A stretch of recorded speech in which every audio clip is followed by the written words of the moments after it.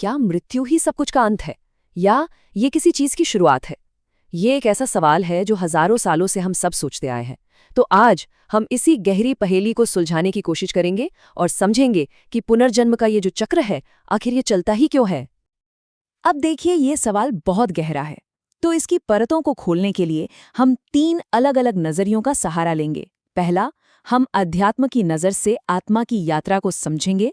फिर ज्योतिष के नक्शे पर कर्मों के निशान ढूंढेंगे और आखिर में दर्शन के आईने में जीवन का असली मकसद देखेंगे। तो चलिए इस खोज पर निकलते हैं। हमारी ये यात्रा शुरू होती है आध्यात्मिक तर्क से। ये नज़रिया पुनर्जन्म को एक कह सकते हैं कि एक कॉस्मिक सिस्टम की तरह देखता है, जो 3 बहुत ही शक्तिशाली सिद्धांतों पर टिका है: कर्म, विकास और इच्छा। चलिए सबसे पहले कर्म के सिद्धांत को समझते हैं। हम सबने सुना है कि हर एक्शन का एक रिएक्शन होता है। तो आध्यात्मिक दृष्टिकोण के हिसाब से हमारे सारे कर्म, अच्छे या बुरे, एक तरह के कॉस्मिक अकाउंट में जमा होते रहते हैं। अब अगर किसी जीवन में ये खाता अधूरा रह जाए तो उसे बराबर करने के लिए आत्मा को फिर से जन्म लेना ही पड़ता है। ये एक ऐसी कॉस्मिक बैलेंस शीट है जिसका हिसाब तो चुकता होना ही है। इसको थोड़ा और आसान तरीके से समझते हैं। हमारे पिछले जन्मों के जो भी अधूरे काम हैं या अनसुलझे सबक हैं, वो इस जीवन में हमारे सामने अलग अलग एक्सपीरियंसेस और चैलेंजेस बनकर आते हैं। मतलब हमारा आज हमारे कल की ही परछाई है, और ये जीवन हमें उन परछाइयों से सीखने और उन्हें सुलझाने का एक मौका देता है। अच्छा, कर्म के हिसाब किताब के अलावा पुनर्जन्म का एक और भी गहरा उद्देश्य है, और वो है आत्मा का विकास। जरा कल्पना कीजिए कि आत्मा एक स्टूडेंट है और ये जो जीवन का चक्र है, ये उसका स्कूल है। तो हर अनुभव, चाहे वो अच्छा हो या बुरा, उसे स्पिरिचुअली मैच्योर होने में मदद करता है। और ये यात्रा कई स्टेजेस में पूरी होती है। हर जन्म एक नई क्लास जैसा है, जिसमें आत्मा को नए लेसन सीखने को मिलते हैं। कई जन्मों के अनुभव से ही आत्मा धीरे धीरे मैच्योर होती है, और इसका अंतिम लक्ष्य क्या है? मोक्ष, यानी इस स्कूल से ग्रेजुएट होना। और अब आते हैं तीसरे और शायद सबसे शक्तिशाली कारण पर। वो है हमारी अधूरी इच्छाएं और गहरे लगाव। ये जो अनसुलझे इमोशनल कनेक्शंस होते हैं ना, ये एक अदृश्य चुंबक की तरह काम करते हैं, जो आत्मा को इस दुनिया में एक और जीवन जीने के लिए वापस खींच लाते हैं। ये कुछ भी हो सकता है, कोई अधूरा सपना हो, बहुत स्ट्रॉन्ग इमोशंस हो, या फिर किसी इंसान या चीज से बहुत गहरा लगाव हो। ये सब मिलकर एक ऐसा खिंचाव पैदा करते हैं कि आत्मा इन अनसुलझे धागों को सुलझाने के लिए एक नए जन्म की ओर खींची चली आती है। चलिए अब अगले खंड पर चलते हैं और देखते हैं कि वैदिक एस्ट्रोलॉजी और भगवद गीता का प्राचीन ज्ञान इस आध्यात्मिक तर्क को कैसे सपोर्ट करता है।